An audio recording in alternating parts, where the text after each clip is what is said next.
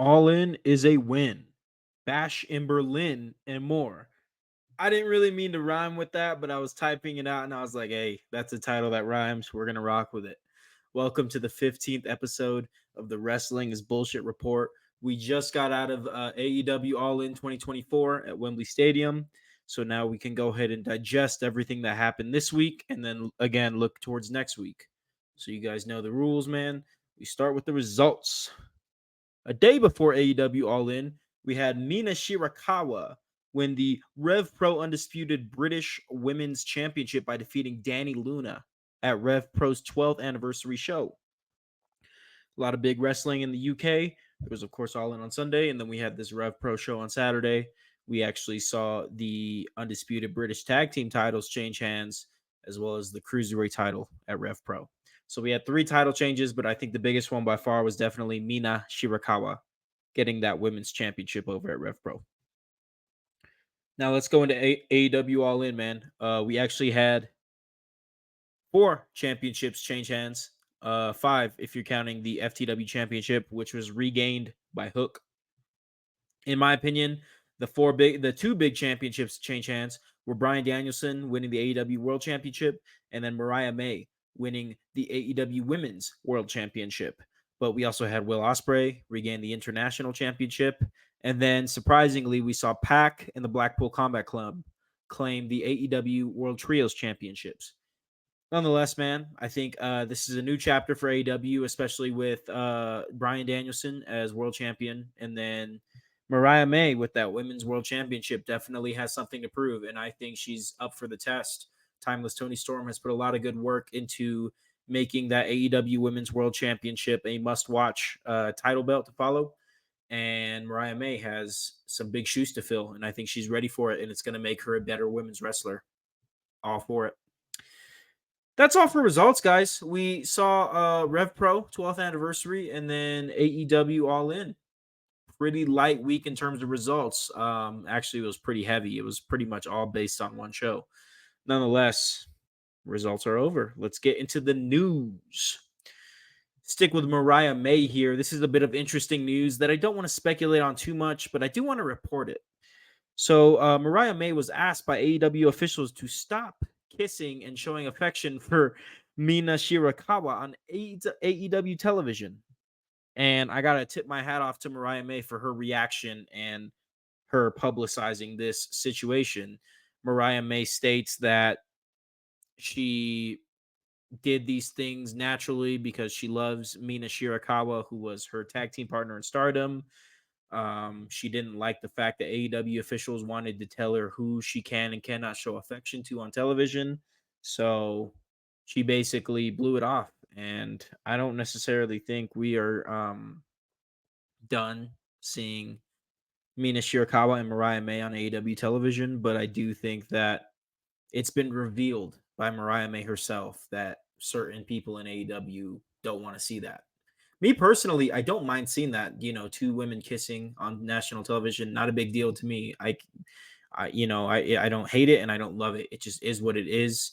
I'm not going to lie. I was pretty surprised when I saw this happen a few weeks ago on AEW television. I was like, oh, wow, they kissed. Okay, cool. But beyond that, it really meant nothing to me. It's just good. It's refreshing to know that they didn't ask Mariah May to do that. She did it on her own volition, because that was my main concern. Like, did they tell them to just go out there and kiss? Like, what are they trying to do out here? But no, if it was just kind of a thing that happened in the spur of the moment, I think that's refreshing and genuine. So just a little bit of news that I don't think it's right for me personally to have an opinion on it, but nonetheless, I would like to report it to you guys since it came from the woman, Mariah May, the new AEW Women's World Champion herself. Let's move on. AEW has announced the dates and locations of a few big shows, right? We found out that All In 2025 is going to be in Texas next year in the Dallas metro area. And now we know that Forbidden Door 2025 will be returning to Wembley Stadium. So London will be blessed with AEW x New Japan Pro Wrestling Forbidden Door pay-per-view. And then in 2026, All In will return to London Wembley Stadium. It looks like AEW would like to go to Wembley Stadium at least once a year. I don't blame them. They're such fun shows. Both all-in shows have been very entertaining. So they're 2 for 2. So why not try and take a crack at it every year and see if they've got it in themselves to keep hitting home runs every year with Wembley Stadium. We also found out that AEW will be going to Australia in February 2025. I think that this will replace AEW Dynasty. New Japan is putting on a show with AEW, CMLL, and Stardom, and RevPro, I believe, and they're going to call it Wrestle Dynasty. So I do think that AEW is going to, after 1 year, retire the pay-per-view name Dynasty and go with AEW Grand Slam, which will be in Australia in February of 2025. I really do hope they keep the current amount of pay-per-views going. I wouldn't like to see them add nor take away. Currently, AEW does 9 pay-per-views for AEW, and then they do 3 Ring of Honor pay-per-views yearly. So that's 12 pay-per-views. That's about 1 per month, 9 for AEW. Some people consider the Ring of Honor not a big deal, and they don't watch it. But AEW and Ring of Honor like to put on long shows when it comes to special shows, pay-per-views, premium live events. So I wouldn't really want to see them adding things. I would just like to see if they're going to bring in like a new pay-per-view, just replace it in this situation, replace Dynasty with Grand Slam is what they're calling it. I believe. I hope I'm not wrong. I think it was Grand Slam. I'm like 99% sure. Last but not least for the news, man, WWE to introduce a women's speed championship. WWE Speed is a weekly show exclusive to Twitter where they have 3-minute matches and really just try to get as much reps and as much entertainment in a 3-minute time frame. And it looks like women's wrestling is coming to WWE Speed, and there will be a championship to represent that. Very interesting. WWE Speed hasn't exactly caught my attention just yet. I don't think it's a bad show. I think the concept is great, and I'm sure it's entertaining. I just try to keep up with a lot of different stuff. So WWE Speed definitely flies under the radar for me. Let's get into the watch list, guys. This is a heavy watch list. I know we just got done with AEW All In, but we have got a lot of wrestling to watch next week as well. The good thing is the watch list begins on Friday with SmackDown. So take a couple days, take a long break from wrestling this week, and then tune back in on Friday for SmackDown. LA Knight defends the United States Championship in an open challenge match. We'll see who answers the open challenge against LA Knight for the U.S. title. And then Nia Jax defends the WWE Women's Championship against Michin in a street fight. So 24 hours before Bash in Berlin, SmackDown will have 2 title matches for you. And then we actually do have 2 other special shows, one by New Japan and one by TNA, happening on Friday evening as well. They're seemingly going head-to-head with SmackDown. We got 3 wrestling shows on Friday evening going on all at the same time. We got New Japan Pro Wrestling Capital Collision, right? The Mighty Don't Kneel defend the Strong Openweight Tag Team Championship against Hichiseto and Virus. Gabe Kidd defends the Strong Openweight Championship against Leo Rush. And Mercedes Moné, who just retained the TBS Championship at All In, defends the Strong Women's Championship against Momo Watanabe, which is going to be a money match. And that is going to be the main event of New Japan Pro Wrestling Capital Collision. We also have TNA Emergence. That is the 3rd show that will be happening on Friday evening, man. You're going to have to pick one. I wouldn't try to watch all 3. Or honestly, what I do personally is if I see multiple shows happening at the same time, I watch none of them. I take a break because there's a lot of pro wrestling out there and you got to save your energy. Anyway, Friday afternoon, TNA Emergence. Mike Bailey defends the X Division Championship in an Ultimate X match. And Nick Nemeth defends the TNA World Championship against Josh Alexander in an Iron Man match. Honestly, if I'm picking between SmackDown, New Japan, and TNA, I'm watching TNA Emergence. You're going to get an X Division Championship match. An Ultimate X match. And then you're also going to get the TNA World Championship match between Nick Nemeth and Josh Alexander, which is going to be a banger, I promise you.